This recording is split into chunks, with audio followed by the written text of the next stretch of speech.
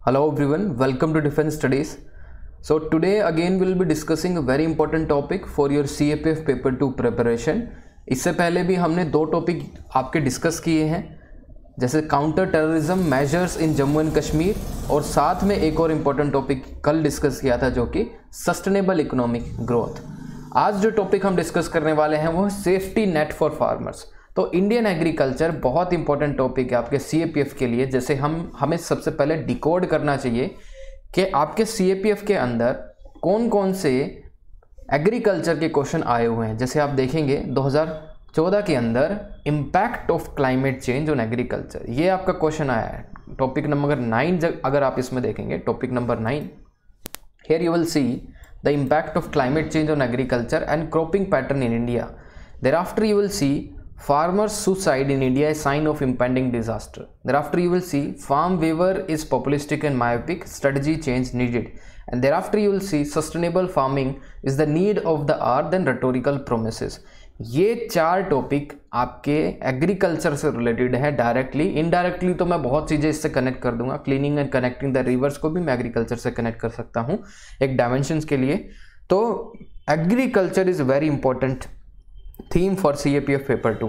आज हम जो इसके अंदर बात करेंगे वो है सेफ्टी नेट फॉर फार्मर्स। आपको पता है मार्च के अंदर हीट वेव्स आई थी इंडिया में, उससे वीट की प्रोडक्शन कम हो गई थी। अभी अनसीजनल रेन हुई है जिससे क्रॉप डैमेज हुई है, not in Haryana but also in Punjab and various northern states के अंदर, जहाँ पे अनसीजनल रेन हुई है बहुत ज़्यादा। मतलब अगर उसकी इंटेंसिटी देखेंगे आप तो बहुत ज़्यादा रेन हुई है, उससे क्रॉप डैमेज हुआ है। अब क्रॉप डैमेज हुआ है तो फार्मर्स के पास क्या मेजर्स हैं, फार्मर्स के पास क्या ऑप्शन है रिकवर करने का, ठीक है। तो safety net for farmers, government क्या सेफ्टी नेट्स फार्मर्स को प्रोवाइड करती है, ये एक इंपॉर्टेंट एक चीज़ है जो आपको जाननी चाहिए। सबसे पहले कुछ एक स्टैटिक्स जो आप इंट्रोडक्शन में कोट कर सकते हैं और जबकि जो सबके फेवरेट हैं, that is agriculture is the main stay of Indian economy, accounting for primary livelihood of approximately 52% population. Her bar introduction के अंदर आप ये लिखते हैं कि इंडिया के अंदर 52% जो लोग हैं वे एग्रीकल्चर में इन्वॉल्व हैं, जो कि बिल्कुल सही बात है। लेकिन ये जो इंट्रोडक्शन है अब थोड़ा सा आउटडेटेड हो चुका है। आपको थोड़े नई इन्फॉर्मेशन देने की ज़रूरत है। जितना आप रिसेंट इन्फॉर्मेशन लिखेंगे उतना बेटर है। आप करंट कॉन्टेक्स्ट दे सकते हैं कि करंट कॉन्टेक्स्ट के अंदर there has been a case of this crop failure. Heat waves ने क्या किया, एग्रीकल्चर प्रोडक्शन में कमी लाई। We have seen a decrease in the agriculture production, और due to Russia and Ukraine war international markets में एग्रीकल्चर प्रोडक्ट्स के जो प्राइसेस हैं बहुत ज़्यादा फ्लेयर अप करे। इंडिया ने एक्सपोर्ट बैन किया वीट का। अभी राइस की प्रोडक्शन पे हमें देखना कि राइस की प्रोडक्शन नॉर्मल होगी या फिर कुछ डिक्रीज दिखेगा राइस की प्रोडक्शन में, ये सभी चीज़ें। Okay, now the second point is, अगर हम एग्रीकल्चर का पार्ट देखें इन द जीडीपी, तो जीडीपी में पहले 18% होता था, बट ड्यूरिंग कोविड टाइम आपने देखा है एग्रीकल्चर ही एक ऐसा सेक्टर था जो कि इंक्रीज कर रहा था, ठीक है, पॉजिटिवली 3.8% से एग्रीकल्चर ग्रो कर रहा था। तो 20.2% 2020-21 के अंदर ग्रोथ देखने को मिली एग्रीकल्चर में, but after in we have seen in 21 और 22 के अंदर ये 18.8% दोबारा से अपनी नॉर्मल जो उसका नॉर्मल उसकी जो स्टेज है वहाँ पे वापस आ चुका है। उसके बाद देखिए farming in India is dominated by marginal and small farmers.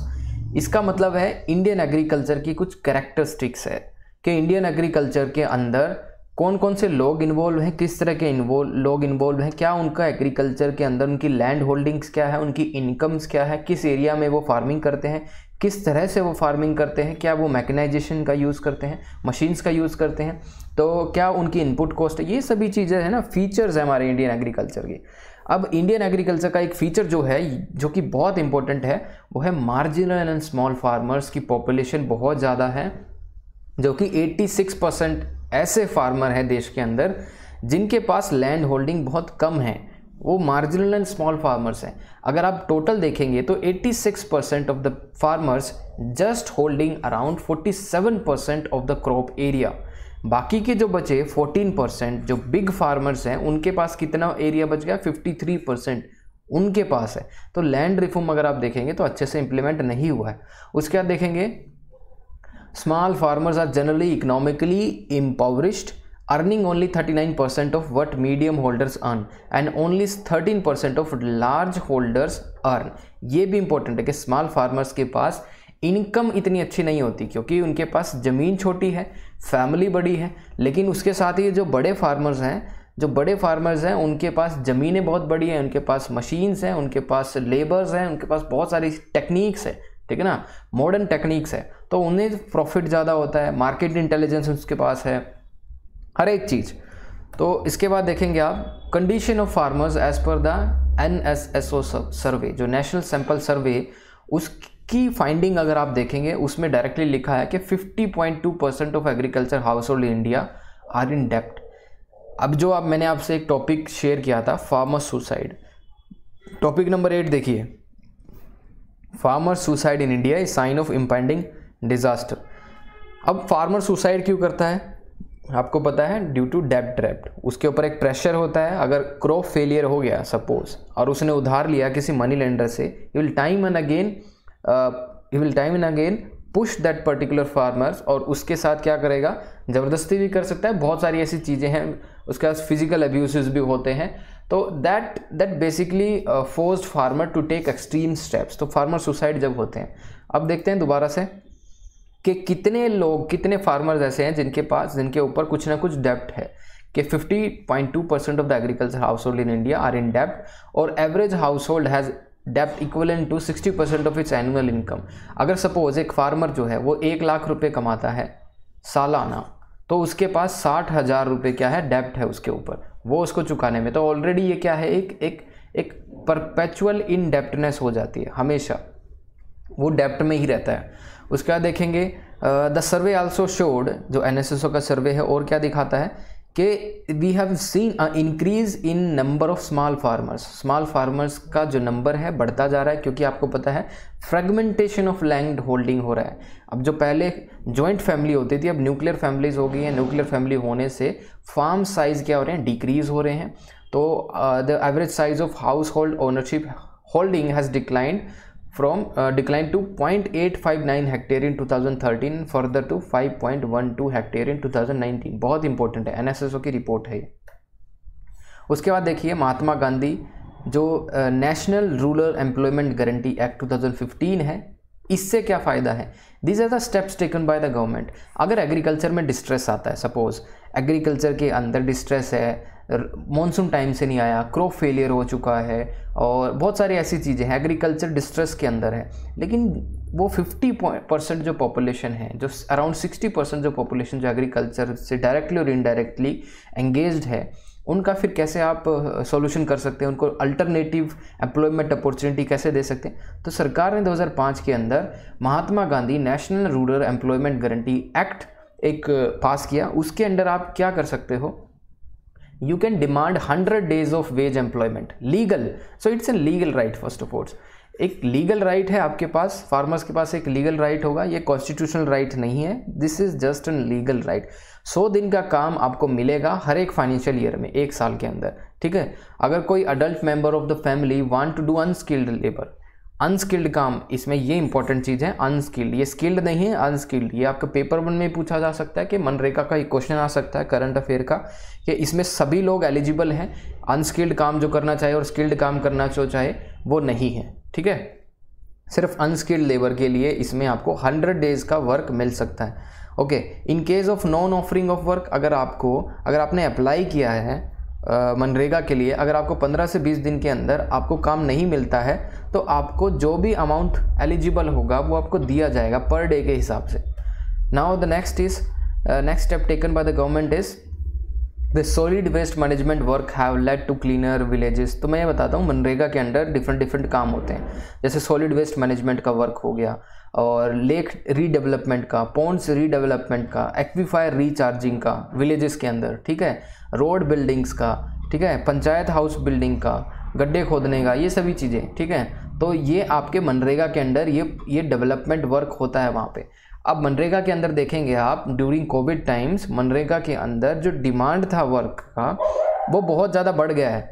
तो इससे दिखाता है कि जो माइग्रेशन हुआ था फ्रॉम द सिटीज़ और फ्रॉम द अर्बन सेंटर्स, गांव में जाने के बाद लोग अब मनरेगा को दोबारा से क्या कर रहे हैं, उस पर अप्लाई कर रहे हैं मनरेगा में बेसिकली। तो उनको वहाँ पे लोकली क्या चाहिए, काम चाहिए। अच्छा, अब देखिए दीनदयाल अंत्योदय योजना, ये भी एक इम्पोर्टेंट स्टेप है जो गवर्नमेंट ने लिया है। अब दीनदयाल अंत्योदय योजना, इसके अंदर there is a national rural livelihood mission. इस नेशनल रूरल लाइवलीहुड मिशन के अंदर क्या है, एक यूनिक सोशल सिक्योरिटी स्कीम है। यूनिक सोशल सिक्योरिटी स्कीम जो है वो एम करती है किस पे, पॉवर्टी रिडक्शन पे। तो मैं ये आपको बता रहा हूँ, ये एग्रीकल्चर के अंदर कोई डिस्ट्रेस आएगा, एग्रीकल्चर ढंग से काम नहीं कर रहा है, एग्रीकल्चर के अंदर प्रोडक्शन नहीं है, तो वो जो एक्सेस वर्कफोर्स है, जो सरप्लस वर्कफोर्स है, उसको कैसे अब्जॉर्व करेंगे।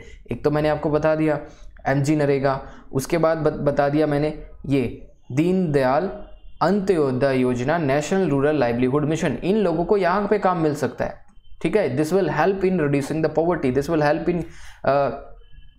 इन developing the avenues of gainful self employment और skill wage employment opportunities. Okay, अब मिशन का एम देखिए, 8 से 10 crore rural poor household, उनको सेल्फ हेल्प ग्रुप्स में क्या एम्प्लॉय किया जाएगा। उसके साथ ही एक और इम्पोर्टेंट इसका सब कंपोनेंट है जो कि महिला किसान सशक्तिकरण परियोजना। ये भी वीमेंस के लिए है, वीमेन सेंट्रिक है। इसमें हम वीमेंस को एक अल्टरनेटिव इन्वेस्टमेंट अपॉर्चुनिटी या फिर अल्टरनेटिव एम्प्लॉयमेंट अपॉर्चुनिटी प्रोवाइड करेंगे to create sustainable and diversified livelihood opportunity for them. अब दूसरा देखिए, अगर एग्रीकल्चर के अंदर डिस्ट्रेस है, एक काम तो आपने कर दिया कि उनको दूसरा अल्टरनेटिव एम्प्लॉयमेंट अपॉर्चुनिटी दे दिया, लेकिन उन्होंने जो इन्वेस्ट किया था एग्रीकल्चर, जो फार्मर्स ने एग्रीकल्चर के अंदर जो उनकी इनपुट कॉस्ट लगी है वो तो टोटल ज़ीरो हो गई, ठीक है। उसकी भरपाई के लिए गवर्नमेंट क्या करेगी, उसकी भरपाई के लिए प्रधानमंत्री, आपको पता है फसल बीमा योजना है। लेकिन एक और सिनेरियो होता है, जैसे आपको इनिशियली कोई ना कोई क्रॉप आपको कल्टीवेट करनी है, तो इनिशियली आपको इनपुट कॉस्ट चाहिए, बीज के लिए, फर्टिलाइजर्स के लिए, मशीनरीज के लिए, फ्यूल के लिए, लेबर कॉस्ट के लिए, बहुत सारी चीज़ों के लिए you need some money to cultivate any crop. उसके लिए सरकार ने क्या कदम उठाया, प्रधानमंत्री किसान योजना। प्रधानमंत्री किसान योजना के अंदर 2019 के अंदर ये स्कीम लॉन्च की गई थी। इसमें आपको क्या है, 6,000 रुपये सालाना मिलते हैं आपको हर एक 4 मंथ के गैप पे, ठीक है। तो 6,000 रुपये सालाना मिलेंगे, 2-2 हज़ार रुपये 4 मंथ के टर्म्स में मिलेंगे। बहुत इंपॉर्टेंट है, जिससे आप इनपुट कॉस्ट जो आपकी आती है उसको कुछ हद तक सपोर्ट कर सकें इस पैसे से, 6,000 रुपये से, ठीक है। उसके बाद देखेंगे प्रधानमंत्री Kisan Mandhan Yojana to provide a social security net. Social security क्या होता है, social security meaning you are preparing for assistant commandant exam, तो आपको सोशल सिक्योरिटी होगी, वहाँ पे आपको पेंशन, वैसे पेंशन तो नहीं है, अब नेशनल पेंशन स्कीम है वो अलग चीज़ है, लेकिन आपको मेडिकल कवर मिलता है, ठीक है। आपको हाउसिंग फैसिलिटी मिलती है, आपके अपने बच्चों के लिए एजुकेशन फैसिलिटी आपको मिलती है, ट्यूशन फीस सरकार देती है उसकी, ठीक है। आपको डियरनेस एंड ट्रैवलिंग अलाउंस दिया जाता है, that is a social security. Okay, तो ऐसे ही प्रधानमंत्री किसान मनधन योजना एक पेंशन स्कीम चलाई गई है। All those farmers who are interested, जो कि 3,000 रुपये आपको मिनिमम एक पेंशन मिल सकती है, provided you apply for this particular scheme. अगर आप 18 से 40 साल की उम्र के बीच में इसमें अप्लाई करते हैं, तो जब आप 60 क्रॉस करेंगे, 60 साल की उम्र जब क्रॉस करेंगे, तो you will be eligible to earn 3,000 per month as an pension. उसके बाद देखेंगे प्रधानमंत्री फसल बीमा योजना, जो मैंने आपको बोला, अगर in any case of crop failure, तो आपका जो टोटल लॉस है वो टोटल लॉस ना हो के सरकार आपको कुछ ना कुछ डैमेज देगी, उसका कुछ ना कुछ पैसा देगी आपकी क्रॉप डैमेज का, ठीक है। तो आपका लॉस उससे क्या होगा, मीटअप हो सकेगा, ठीक है। उसके बाद देखेंगे ब्लू रेवोल्यूशन, ये इंपॉर्टेंट चीज़ है, ये it is not directly with this topic, but blue revolution आपको जानना चाहिए।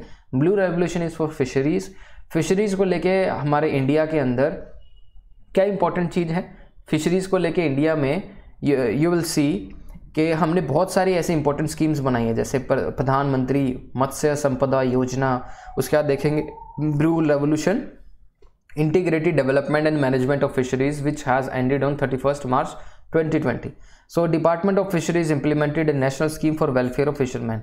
तो ये सभी चीज़ें ब्लू रेवोल्यूशन को आपको बढ़ावा देने के लिए, क्योंकि आपको पता है India is a big market, India में जितनी ज़्यादा कंजम्पशन है फिशेज़ की, पहले तो हम इंपोर्ट करते हैं फ़िश को, दूसरा इंटरनेशनल मार्केट में ही बहुत ज़्यादा डिमांड है फ़िशरीज़ की। इनलैंड फ़िशरीज़ अलग है और आपका जो ओशियंस के अंदर फ़िशरीज़ जो है वो अलग प्रोड्यूस होती है। तो दोनों को लेके इंडिया में जो पोटेंशियल है फ़िशरीज़ सेक्टर को डेवलप करने का, क्यों ना गवर्नमेंट इसको थोड़ा सा सपोर्ट करे। तो गवर्नमेंट इसके लिए बहुत सारी स्कीम चलाई है और fishery sector provides presently around 16 million जो फिशर्समैन हैं उनको लाइवलीहुड के लिए डायरेक्टली रिस्पॉन्सिबल है कौन है, fisheries sector. So this is all this in this particular video. और जैसे आपने देखा है इसमें safety nets for farmers important है। आपको बस एक आइडिया होना चाहिए कि पीएम किसान क्या है, पीएम किसान मनधन योजना क्या है, और इसके साथ ही आप दीन दयाल अंत योजना क्या है, नेशनल रूरल लाइवलीहुड मिशन क्या है, मनरेगा क्या है, ठीक है। तो इसके बाद एनएसएसओ की क्या फाइंडिंग है, उसके बाद आप स्टैटिस्टिक्स दे सकते हैं कि आप प्रेजेंटली गवर्नमेंट ने क्या क्या स्टैटिस्टिक्स आप देखेंगे कि क्या क्या दिए हैं प्रेजेंट स्टैटिस्टिक्स। ओके, ये इंपॉर्टेंट है। इस तरह से आपका एग्रीकल्चर धीरे धीरे प्रिपेयर हो जाएगा। So thank you guys, thank you for watching.